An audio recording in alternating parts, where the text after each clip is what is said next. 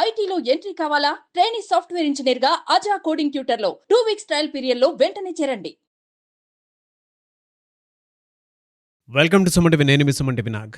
అల్లు అర్జున్ ఇన్సిడెంట్కి సంబంధించినటువంటి ఏదైతే ఉందో ఇవాళ అటు ఇండస్ట్రీలోను ఇటు పాలిటిక్స్లోను దేశవ్యాప్తంగా కూడా ఒక చర్చనీయాంశంగా మారింది. అయితే ఇటు ఇండస్ట్రీ వైపు కనుక మనం చూసుకుంటే సంక్రాంతికి సంబంధించినటువంటి వాటిలో పెద్ద సినిమాలు రిలీజ్ అయ్యే అవకాశం ఉంది. ద సేమ్ టైం చాలామంది బెనిఫిట్ షోస్ ఎక్స్పెక్ట్ చేస్తూ ఉంటారు. ఇంకొక వైపు అంటే ఇండస్ట్రీ పరంగా ఈ విధంగా ఉంటే ఇది పొలిటికల్ టర్న్ తీసుకునేటప్పటికీ ఏ విధంగా ఉండబోతుంది అనేటువంటి దాని మీద ప్రతి ఒక్కరికి ఉత్కంఠ కూడా ఉంది. అండ్ జనవరి 10th వరకు కనుక మనం చూసుకుంటే సో ఈ బెయిల్ పొడిగింపు ఏదైతే ఉందో ఆ టైం వరకే ఉంది. ఈలోపు ఏం జరగబోయేటువంటి అవకాశం ఉంది అని కూడా ప్రతి ఒక్కరు దీని గురించి మాట్లాడుకుంటూ ఉన్నారు. అయితే ఎంటైర్ ఇష్యూకి సంబంధించినటువంటి వాటిల్లో ఏ విధంగా టర్న్ అయ్యే అవకాశం ఉంది అనేది ఈరోజు మనతో పాటు హైకోర్టు అడ్వకేట్ రవీంద్రనాథ్ గారు ఉన్నారు. అది వారి మాట్లాడి తెలుసుకుందాం. Hello sir. హాయ్ అండి నాగరాజ్ గారు. వెళ్ళే కొద్దీ ఇన్సిడెంట్ ఎక్కడి నుంచి ఎక్కడికెక్కడికో వెళ్ళిపోతూ ఉంది సార్. అసలు ఎక్కడి వరకు ఇది వెళ్ళే అవకాశం ఉంది అంటే ఇన్సిడెంట్ జరిగినప్పటి నుంచి ఇప్పటి వరకు కనుక మనం చూసుకుంటే ఎటువైపు నుంచి ఎటువైపు వెళ్తుంది అని అంటే ఏం చెప్తారు? అటు పాలిటిక్స్, సినిమా రంగం, పబ్లిక్, మీడియా, పోలీసులు ఇట్లా ఎవరికి వారు ఒక జోనర్ తీసుకొని ఈ విషయం మీద ఏదైతే సంధ్యా థియేటర్లో జరిగిన దుర్ఘటన ఏదైతే జరిగిందో దీనికి సంబంధించి ఎవరి వెర్షన్స్ వాళ్ళ జోనర్లో ఇది ఒక ఫుట్బాల్ గేమ్ లాగా అయిపోయింది నాగరాజ్ గారు. గడిచిన కొద్ది రోజులుగా జరుగుతున్నటువంటి ఈ పరిణామాలని మనం చూస్తుంటే ఒక ఫుట్బాల్ గేమ్లో ఏ గోల్ ఎటువైపు వెళ్తుందో ఎవరు ఎటువైపు గోల్ కొడుతున్నారో తెలియనటువంటి ఒక డౌట్ఫుల్ సిచ్యువేషన్కి అయితే రేజ్ అయిపోయింది. ముఖ్యంగా జాన్యువరి, మీరు ఇందాక అన్నట్టుగా జాన్యువరి 10th డేట్ దగ్గరగా రావడం, ఈయన కూడా బెయిల్ ఇంకా ఆల్మోస్ట్ ఇచ్చి 4 వారాల వ్యవధి ఏదైతే కోర్టు నిర్ణయించిందో దాని ప్రకారంగా డేట్ కూడా నిర్ణీత గడువు కూడా దగ్గరగా రావడం.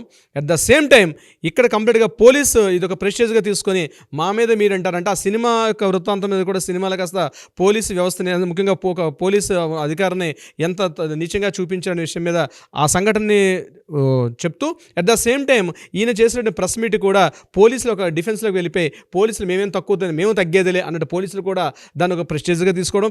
రీసెంట్గా సివి ఆనంద్ గారు పాపం అటు తెలియకుండా సివి ఆనంద్ గారు నేషనల్ మీడియా మీద చేసిన వ్యాఖ్యల మీద కాసేపు మీడియా కూడా నేషనల్ మీడియా కూడా కాస్త సీరియస్ అవ్వడం, ఇమీడియట్గా ఆయన మరలా వచ్చి క్షమాపణ చెప్పడం, ఇవన్నీ టోటల్ ఎంటైర్ వ్యవస్థ మొత్తం కూడా పుష్ప పుణ్యమా అని చెప్పి అన్ని వ్యవస్థలకు మరి ఇంకేమీ పని పాటు లేనట్టుగా పూర్తి అందరూ పుష్ప అల్లు అర్జున్ ఈ విషయం మీద తీసుకోవడం. దీంట్లో రేవంత్ రెడ్డి గారు చేసింది కూడా ఒక విధంగా కరెక్ట్ అయింది కాదేమో అని అనిపిస్తుంది కూడా ఉంది. ఎందుకంటే ఒక ప్రధాన రాజకీయ పార్టీగా ఉంటూ ఒక రాష్ట్రంలో ప్రధాన రాజకీయ party at the same time అధికార party at the same time ఒక చీఫ్ మినిస్టర్ హోదాలో ఒక చిన్న ఇష్యూ జరిగింది. చిన్న ఇష్యూనే ఇది పోలీస్ వ్యవస్థ ఉంది, మిగిలిన వ్యవస్థలు ఎన్నో పనిచేస్తున్నాయి. దీన్ని అంత గంట సేపు మాట్లాడాల్సిన అవసరం రేవంత్ రెడ్డి గారికి ఉందా అని కూడా అనిపిస్తోంది. ఎందుకంటే వ్యవస్థను డిస్టర్బ్ చేశారు. అల్లు అర్జున్ గారు థియేటర్ రావడం, సినిమా సంధ్యా థియేటర్లో ఒక సంఘటన జరిగింది. ఒక అమాయకురాల ప్రాణం బలైపోయింది.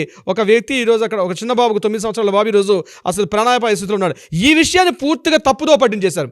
ఈరోజు సంఘటన అంతా కూడా అల్లు అర్జున్ వర్సెస్ పోలీసులు, Allu Arjun versus politicians, Allu Arjun versus cinema రంగం ఇది మాట్లాడుకుంటున్నారు తప్ప సంధ్యా థియేటర్లో జరిగిన సంఘటన, ఆ బాబు విషయం ఏంటి, ఆ తల్లి పరిస్థితి ఏంటి, దీని గురించి మాట్లాడుకుంటారంటే ఇవన్నీ వదిలేశారు. పూర్తిగా ఇష్యూ మొత్తం కూడా టర్న్ అయిపోయింది. ఇది ఈ కారణం రేవంత్ రెడ్డి గారు ఆ రోజు అసెంబ్లీలో మాట్లాడమే కారణం. ఎందుకంటే ఒక రాజకీయ నాయకుడిగా ఉండి ఒక వ్యవస్థని ఈరోజు ప్రభుత్వ వ్యవస్థ నడిపించాల్సిన వ్యవస్థ ఈరోజు వ్యవస్థ తప్పుదో పట్టడానికి ఈరోజు ముఖ్యమంత్రి గారు చేసిన వ్యాఖ్యలు నిజంగా ఇది మొదట్లో కేటీఆర్ గారు మాట్లాడారు కాబట్టి అంటే ఇది బీఆర్ఎస్ పార్టీలో కేటీఆర్ గారు మాట్లాడిన తర్వాత దీన్ని ప్రెస్టేజ్గా తీసుకొని ముఖ్యమంత్రి గారు మాట్లాడుతున్నట్టే ఈ స్థితి వస్తుంది తెలియదు. ముఖ్యమంత్రి గారు తెలీదా?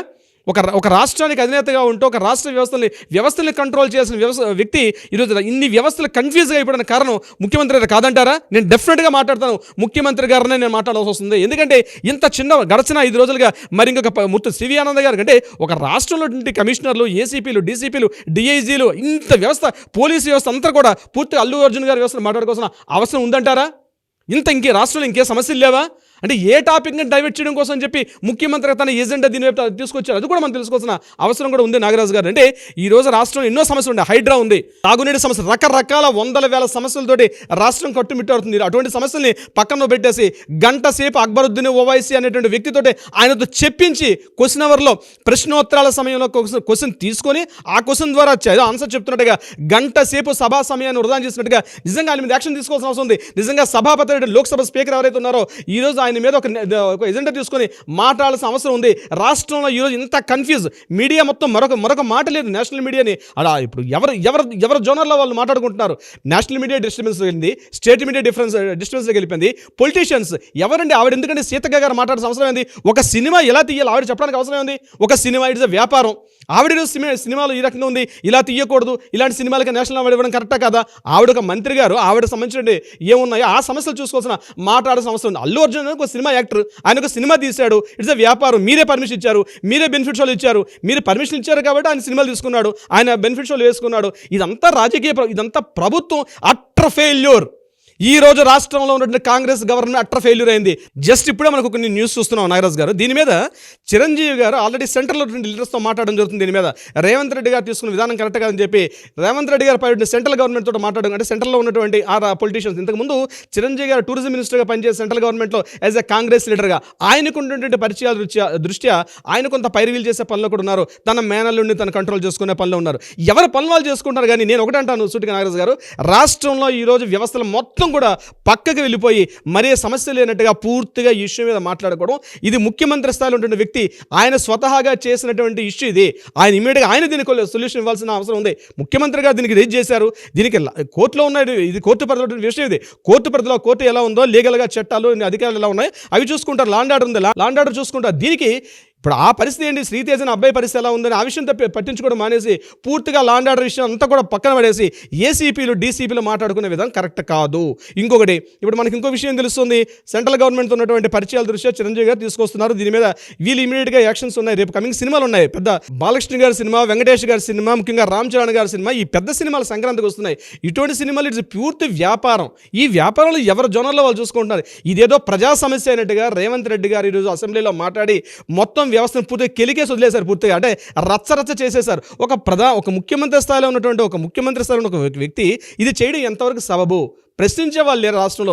మీడియాని కన్ఫ్యూజ్ చేసేసి, మీడియాని పూర్తిగా పొలిటీషియన్స్ని, రాజకీయ నాయకులు ఈ సినిమా గురించి మాట్లాడాల్సిన అవసరం ఏముంది? ఒక సినిమా వచ్చింది, సినిమాలు పోతూ ఉంటాయి. ప్రతి 10 ఏళ్ళకు నెల వరకు ఒక సినిమా వస్తుంది, సినిమా పోతుంటుంది. అల్లు అర్జున్ గారు తీసుకున్న సినిమా ఇది.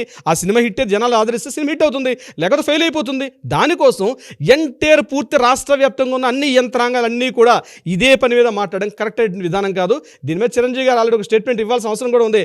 ఆయన రేవంత్ రెడ్డి గారు చేసిన పనికి చిరంజీవి గారు ఈరోజు ప్రెస్ మీట్ పెట్టి మాట్లాడాల్సిన అవసరం ఉంది ఒక సినిమా పెద్దగా. ఎందుకంటే ఆయన సినిమాకి దిక్కుగా ఉన్నారు, రాష్ట్రంలో కూడా ఆయనకంటే ఒక ఇమేజ్ అంటుంది. కాబట్టి దీన్ని ఇప్పటికైనా ఫుల్ స్టాప్ చేస్తే తప్ప నాగరాజ్ గారు, లేకపోతే వ్యవస్థలు అసలు ఇటు వెళ్తుంది, మన వ్యవస్థ ఎడిపోతుంది, పరిస్థితి ఎడిపోతున్నాయి, మనకు అర్థం కాని ఒక కన్ఫ్యూజ్ దిశలో ఉన్నాం నాగరాజ్ గారు. ఇదే విషయం ఇంతకు ముందు చంద్రబాబు నాయుడు గారి విషయంలో, ఇదే ఆయన జైల్లో పెట్టినప్పుడు చంద్రబాబు నాయుడు గారు అంటే మాజీ ముఖ్యమంత్రి స్థాయిలో ఆయన జైల్లో పెట్టినప్పుడు ఈరోజు అల్లు అర్జున్ గారు ఈరోజు హైకోర్టులో బెయిల్ పిటిషన్ రద్దయితే ఇమీడియట్గా సుప్రీంకోర్టు మెట్లు ఎక్కుతారు. సుప్రీంకోర్టులో ఆయనకు ఉన్నటువంటి పరపతి, ఆయన బలంతో సుప్రీంకోర్టు నుంచి కూడా బెయిల్ తీసుకొచ్చే అవకాశం ఉంటుంది డెఫినెట్గా. ఎందుకంటే కింద కోర్టు కొడితే పై కోర్టుకి అప్పీల్ చేసుకుంటాం, పై కోర్టు నుంచి కూడా తీసుకొచ్చే అవకాశం ఉంటుంది. ఈ చిన్న ఇష్యూ లాజిక్ ఎందుకు మిస్ అయిపోతున్నారు? ఎవరి ఈగోస్ విషయం మీద దీన్ని ఇంత రచ్చ చేస్తున్నారో అర్థం కాని పరిస్థితిలో ఉంది పూర్తిగా ఈరోజు తెలంగాణ రాష్ట్ర ప్రభుత్వం నాగరాజ్ గారు.